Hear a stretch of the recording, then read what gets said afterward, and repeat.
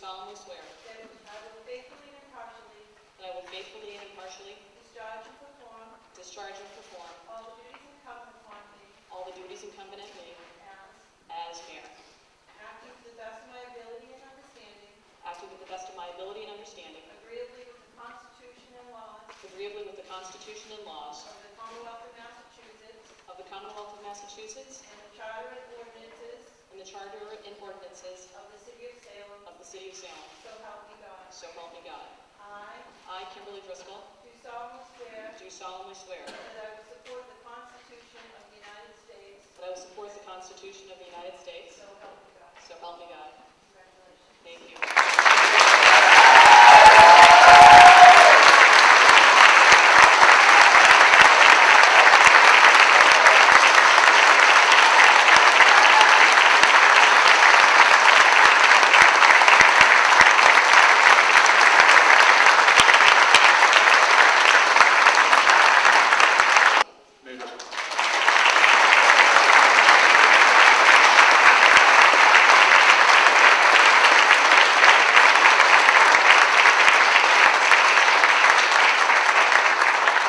Good morning, everyone.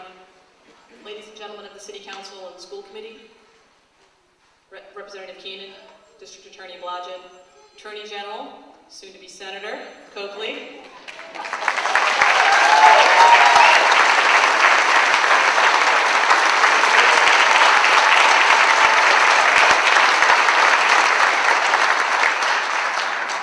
that's right, this is Coakley country here, President Pat Meservey, and other distinguished guests.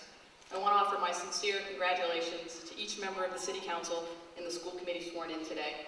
I'm mindful that the progress that we've made over the past 4 years would not have been possible without the support of many of you.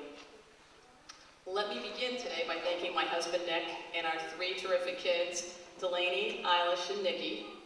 Thank you for your help and for your support and for your willingness to always deal with the additional responsibilities that go with Mom being the mayor.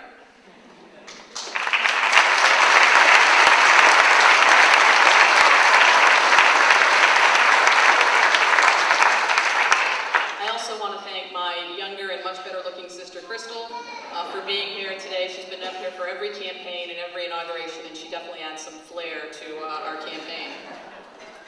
2 or 3 marriage proposals at least every campaign. I also especially want to welcome Councilor O'Keefe, the most senior member of the council, whom we are so glad could be with us here this morning in light of his recent surgery. Glad you're here, Joe, and looking well.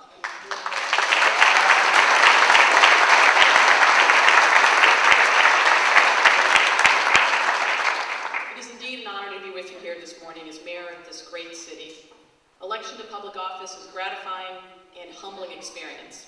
Gratifying because of the work and effort that goes into serving the people of Salem, and humbling because of the enormous responsibilities that have been entrusted to me and to all of us elected to serve. My most vivid memory of standing in front of you in January of 2006 is that I thought that 4 years was a long time. As it turns out, although there were some long and difficult days, the truth is the time flew by. It absolutely flew. I'm truly grateful for the resounding vote of confidence the people of Salem gave to me and to all of us in November. I attribute that to the faith people have in the ambitious goals we set forth just 4 years ago and the success we have had in achieving many of them. It seems fitting that we're returning to Old Town Hall for this inaugural ceremony. 4 years ago, I noted that this historic building was in many ways symbolic of Salem itself, having never quite reached its full promise. Well, over the last 4 years, we worked hard day in and day out to ensure that this building and our city each reached their full potential. In fact, not long ago, we were joined just outside these walls in Derby Square by Senator John Kerry, as downtown Salem was designated by the American Planning Association as one of the top 10 neighborhoods in the United States. In a few short months, we'll be enjoying the produce harvested by local growers in the 2nd year of our very successful farmers market. A rebirth in progress, this once overlooked building has come alive with a robust lecture, class, or performance schedule by Gordon College. And, in addition, renovations will soon start as a result of a National Historic Trust grant that we all literally had a hand in by voting online early and often. As for our city, despite the global economic downturn, Salem is brimming with activity, with a number of public and private projects either underway, wrapping up, or in the works. As Councilor McCarthy noted, I should say President McCarthy noted, from the new $106 million J. Michael Ruane Court Complex rising up at the entryway into downtown, to a new residence hall under construction at Salem State, to the $13 million renovation of the old Salem Jail, the recently funded new $40 million MBTA parking garage, to the complete transformation of the former Salem News Building, the soon-to-start new senior center, and the recently permitted Salem Wharf project, we have weathered this economic time, this economic storm, quite well. I think it's important to note that projects such as these do not just happen. They are the result of the vision and hard work of all of us. However, in the months and years ahead, we will need to seize every opportunity to continue this progress and to fulfill our city's promise. We know from experience that the road will not be easy, given the uncertain times and budgetary hurdles that lie ahead. It's no secret to anyone here that the fiscal outlook, both currently and in the next fiscal year, is going to continue to be challenging. Each challenge will be greater, and every decision will be harder, for there are no easy choices left. If we're going to strengthen and advance our community, we'll have to embrace changes in the way we operate our government. In leading the city, I've often recalled President Lincoln's words to a war-weary Congress when he said, "The dogmas of the quiet past are inadequate to the stormy present.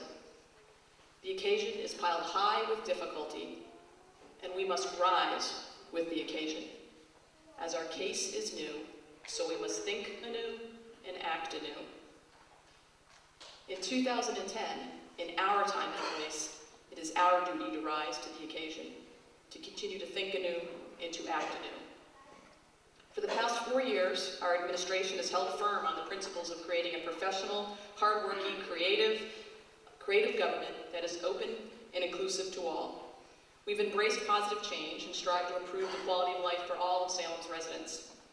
The boldness, creativity, and courage of the past 4 years must remain the constant driving force of our second term. In fact, I want the hallmark of these coming 4 years to be that we became even more bold, even more creative, and even more diligent in our pursuit of greatness for our city, the jewel of the North Shore. One thing is certain, we can no longer afford to keep doing things in the old way. We must think and act anew when it comes to delivering city services and balancing our city budget. The tools exist. We must be open to using them.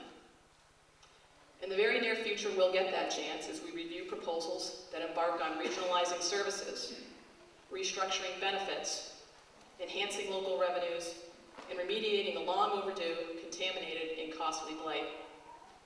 These conversations will be hard, and not all of these proposals will be popular.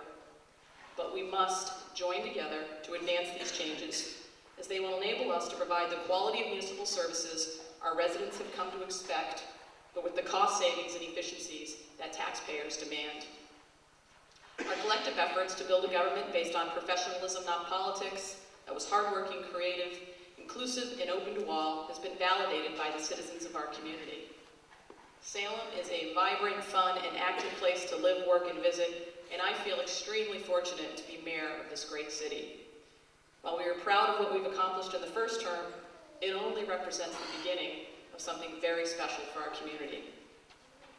With a little faith and a lot of hard work, along with the courage to think and act anew, we'll continue to make a great city even better. Thank you for your continued confidence and your prayers for a brighter future for us all.